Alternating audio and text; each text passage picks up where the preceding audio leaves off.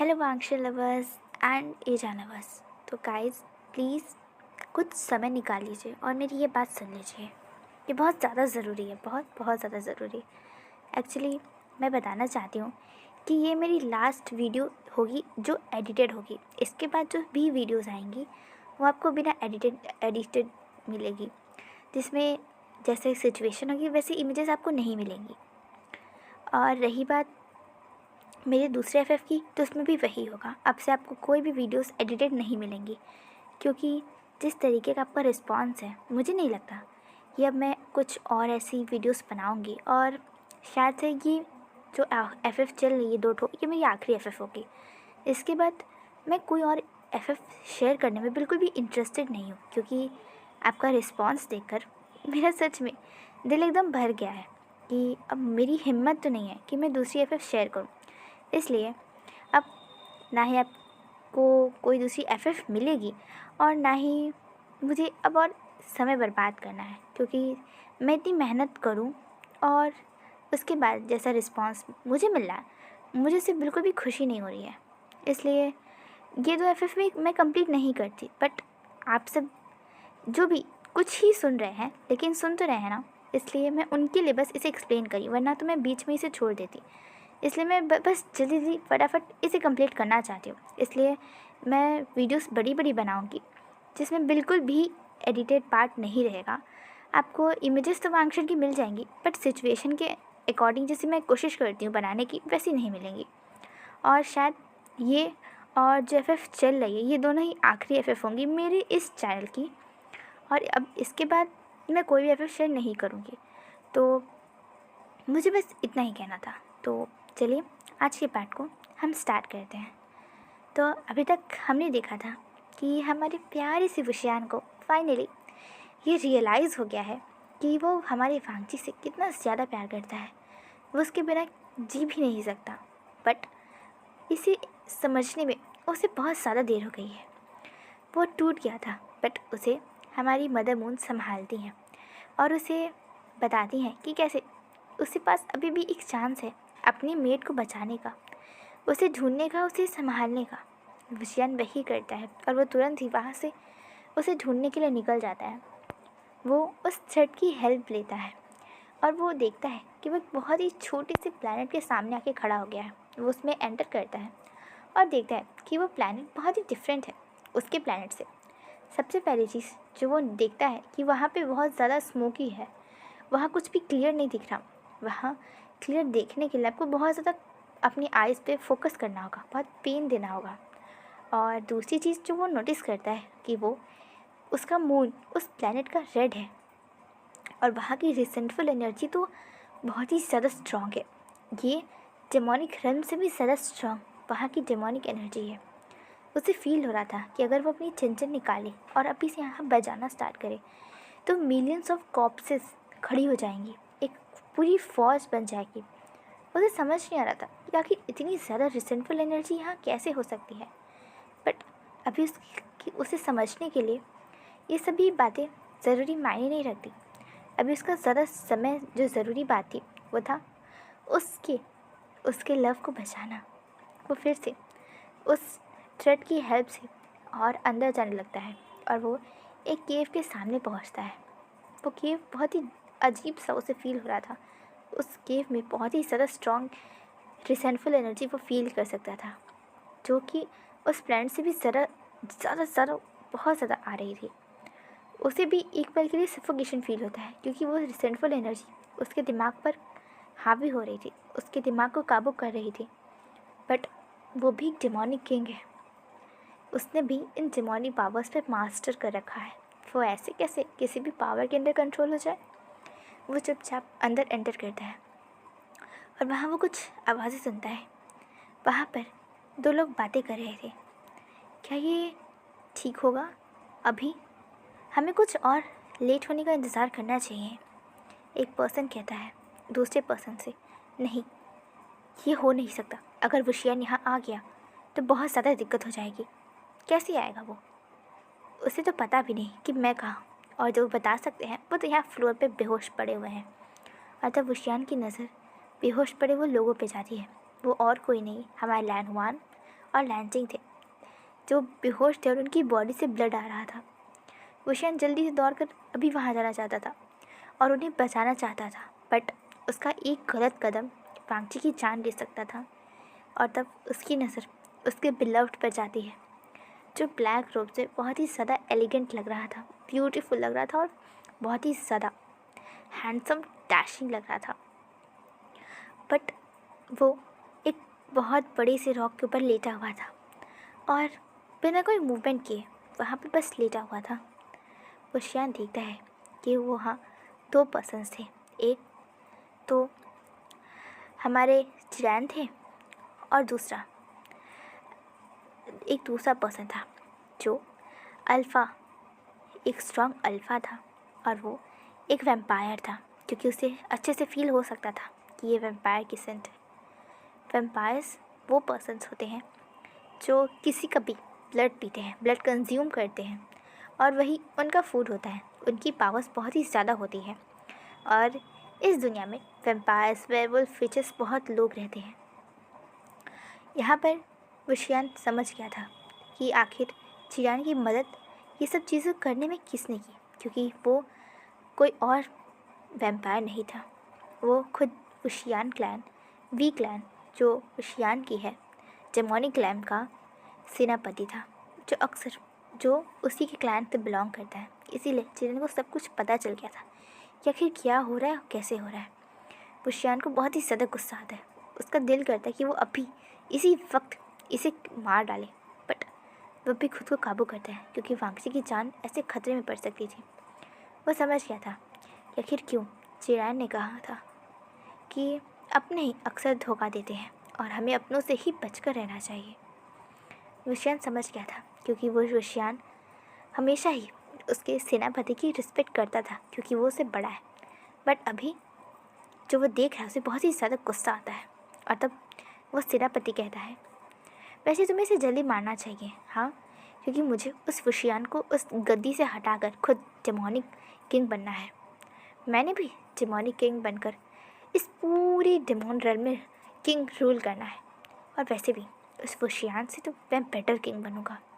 चिरैन हंसते हुए कहता है, हाँ हाँ ज़रूर, वैसे भी तुम्हें तुम्हारी मेहनत का फल तो मिलना ही चाहिए।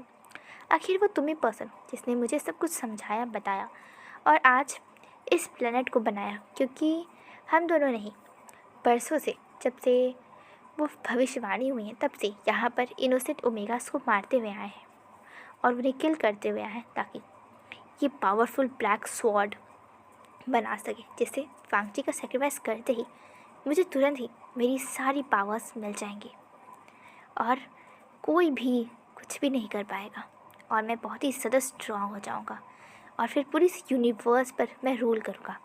अर्थ पर ही नहीं, डेमोनिक रेल्म पे नहीं, स्पिरिट रेल्म पे नहीं, बल्कि पूरी यूनिवर्स पर मैं ही अकेला हूँगा जो किंग करेगा, जो रूल करेगा। वुशियान को समझ जाता है कि ये सब बस पावर का खेल है, बस उन्हें पावर चाहिए। उन्हें कोई फ़र्क नहीं पड़ता कि उन्होंने कितने को मारा है, कितने की जान ली, उन्हें बस पावर चाहिए था। क्या पावर इतनी बड़ी होती है? क्या इतनी ज़्यादा ज़रूरी है कि वो इंसानों की, ओमेगास की लाइफ से बड़ी है? वुशियान को बहुत ज़्यादा बुरा लगता है कि आज तक उसने जिस सेनापति पर इतना ट्रस्ट किया, आज वो उसे ही ऐसे बिट्रे कर रहा है। बट अभी उसे सच में हेल्प की ज़रूरत है, क्योंकि वो ऐसे ही बस वहाँ जा नहीं सकता था। और तभी ही वहाँ पर उसे कोई फील होता है कि वहाँ कोई किसी की प्रेजेंस है। वो चिल्लाने ही वाला था तब उस पर्सन ने जल्दी से उसे दीवार पर पुश किया, उसके हाथों से उसके मुंह को बंद कर दिया और धीरे से विस्पर करते हुए कहा, किंग, मैं हूँ। क्या आपने पहचाना? मैं वुल्फ रेल्म का किंग हूँ। आपने पहचाना या नहीं? वुशियान कहता है, शू यांग तुम और शाओ शिनचैन तुम दोनों यहाँ? हाँ, मैं पहचान चुका हूँ। और वैसे तुम दोनों यहाँ क्या कर रहे हो? तब वो दोनों ही कहते हैं, आपका पीछा कर रहे हैं और हमारी क्वीन को बचाने की कोशिश। हमें भी पता है कि वो आपकी एम्प्रेस बनेगी और मैं अपनी एम्प्रेस को बचाना चाहता हूँ। शू यांग और शाओ शिनचैन ये दोनों ही वैम्पायर से नफ़रत करते हैं और इसीलिए उन दोनों ने ही अपने वुल्फ की क्लैन के लोगों को वुशियांग के क्लैन से अलग कर लिया था जब उसका सेनापति एक वैम्पायर बना था। हालांकि ये बात बहुत पुरानी है क्योंकि ये काम हमारे शुयांग के पूर्वजों ने किया था, क्योंकि उन्हें ये मंजूर नहीं था कि वो एक ऐसे प्लैनेट पर रहे जहाँ के सेनापति वैम्पायर हो। इसीलिए उसने वी क्लैन के जो डेमन क्लैन के पहले किंग थे उनसे बात की थी और वो उन सब ने एक अलग अपनी दुनिया बसाई थी। बट हमेशा वादा किया था कि जब भी डेमन क्लैन के किंग को उनकी ज़रूरत होगी वो हमेशा यहाँ हाजिर होंगे। और वो शियान कहता है बहुत ज़्यादा थैंक यू। और तब हमारे इशारे से शियान कहता है मेरी पूरी सेना यहाँ है, इसीलिए आप फिक्र मत कीजिए। अगर यहाँ कुछ भी होता है तो वो सब संभाल लेंगे और मेरा सेनापति भी यहाँ है।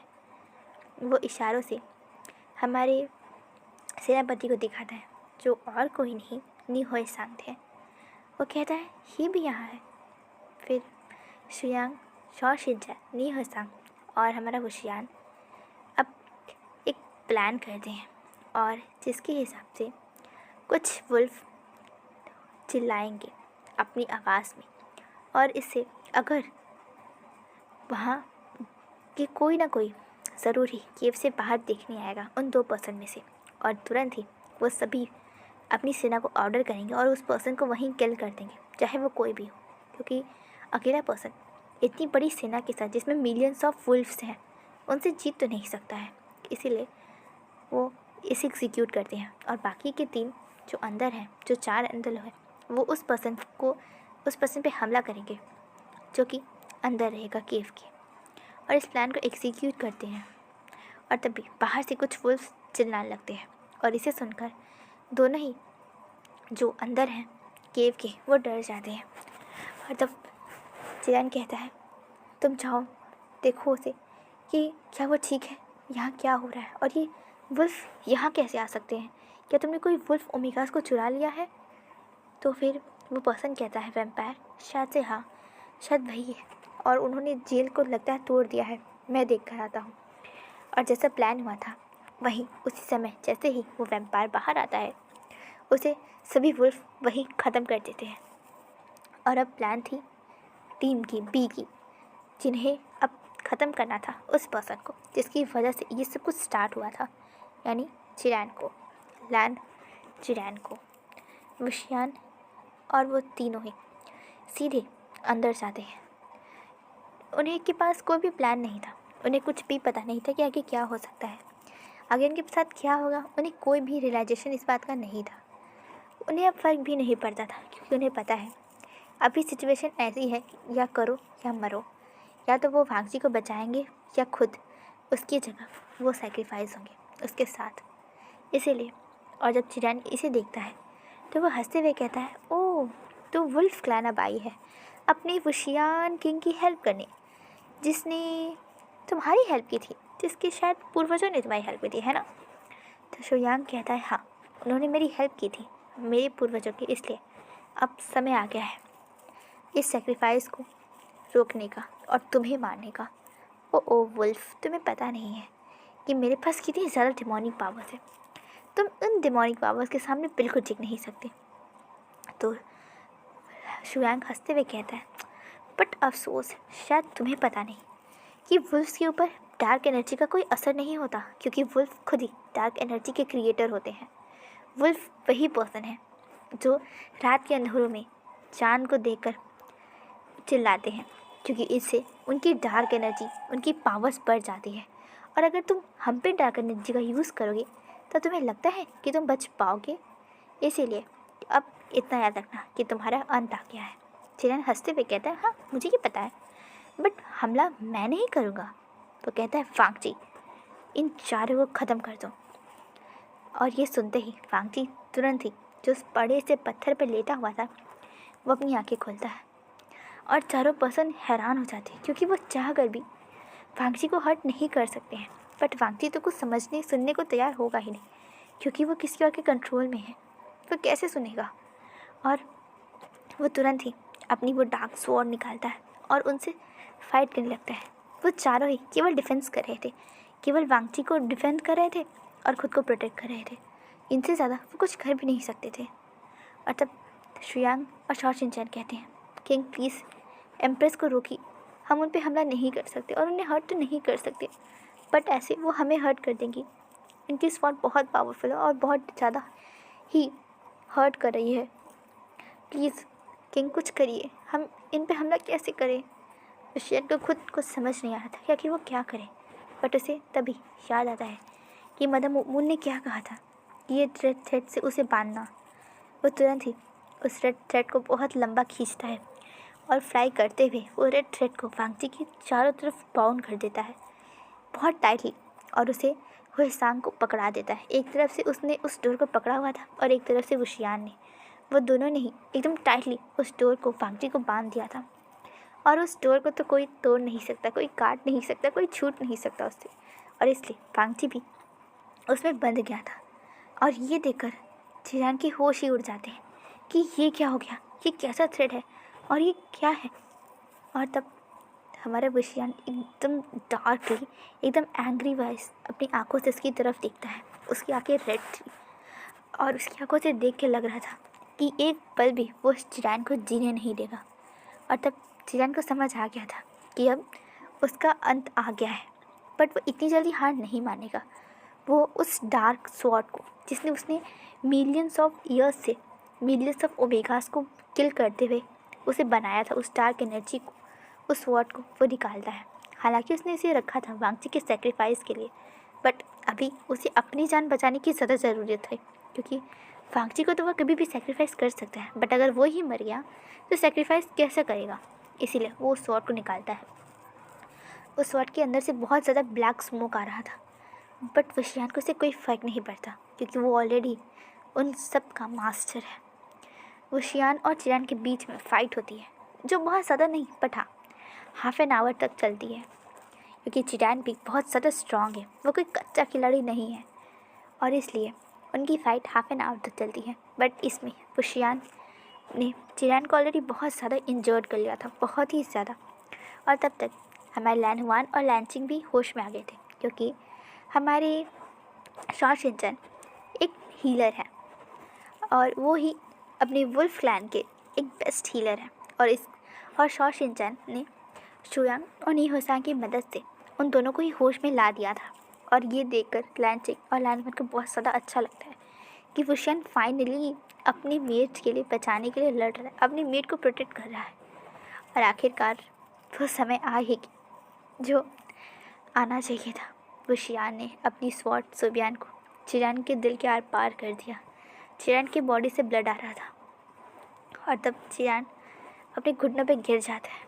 वो उस ब्लड को अपने हाथों पे रखता है और वांगजी और वशियान की तरफ देखता है और कहता है, मैं मर रहा हूँ, बट मैं तुम दोनों को श्राप देता हूँ, मैं तुम दोनों को कर्स करता हूँ कि तुम दोनों कभी भी एक दूसरे के नहीं हो पाओगे। जब भी एक दूसरे के करीब होगे, तुम दोनों का प्यार अपने चरम सीमा पर होगा, सबसे ज़्यादा होगा, तब ये वांगजी तुम्हें भूल जाएगा। और अगर वो तुम्हें याद रखता भी है, तब भी तुम दोनों ही हमेशा हमेशा के लिए इमॉर्टल रेल्म में चले जाओगे। वहाँ हर बार अलग अलग लाइफ जियोगे, अलग अलग बार जन्म लोगे, अपनी लाइफ को अलग अलग नाम से, अलग अलग तरीक़ों से जियोगे, कभी लड़का बनकर, कभी जानवर बनकर। तुम्हें इन सब लाइफ को रहना होगा, जीना होगा, और तुम दोनों का प्यार कभी नहीं पूरा हो पाएगा।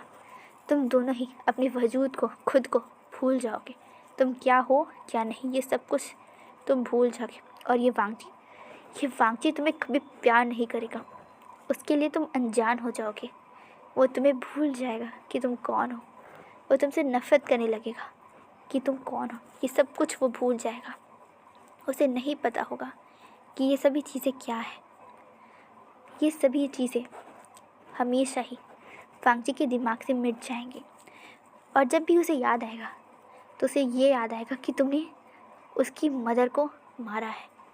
ऐसा कहते ही वो उस ब्लड को वांगजी और वशियान की तरफ फेंकता है और अपनी स्वॉर्ड को सीधे लैंचिंग के दिल में आर पार कर देता है, और लैंचिंग की वहीं मौत हो जाती है, क्योंकि वो तलवार की रिसेंटफुल एनर्जी एक प्योर हार्ट वाला पर्सन नहीं बेयर कर सकता था। और वहीं लैंचिंग की डेथ हो जाती है। इससे वो चारों पर्सन, वो पांचों पर्सन शॉक हो जाते हैं और लैन हुआन की तो सांसें ही मानो 2 पल के लिए रुक जाती हैं। वांग जी बेशक उस थ्रेड से बंधा हुआ था और बट उसने ये सब कुछ देखा। उसने देखा कि कैसे ये सब कुछ हुआ।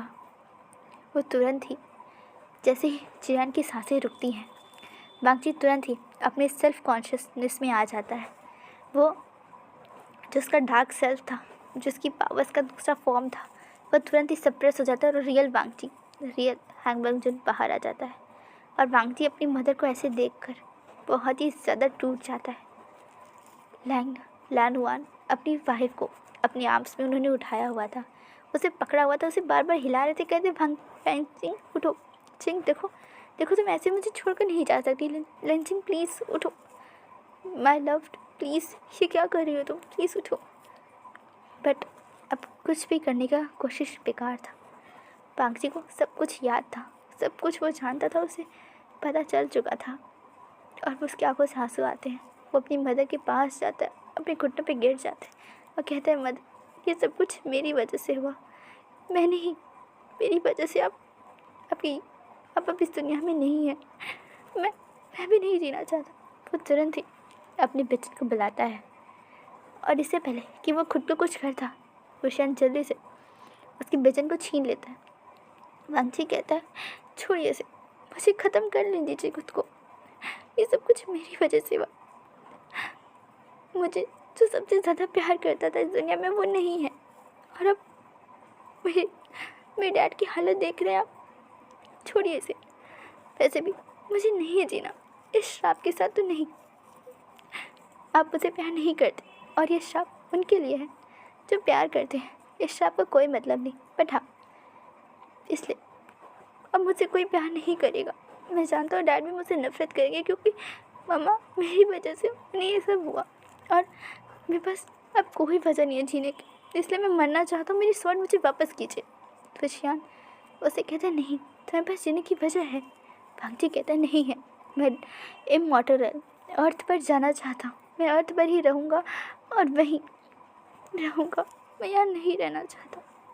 मुझे बहुत ज़्यादा पेन हो रहा है, मैं अब ये बेयर नहीं करना चाहता, मुझे बहुत बहुत ज़्यादा दर्द हो रहा है, प्लीज़ प्लीज़ रुक जाइए, मुझे दर्द हो रहा है।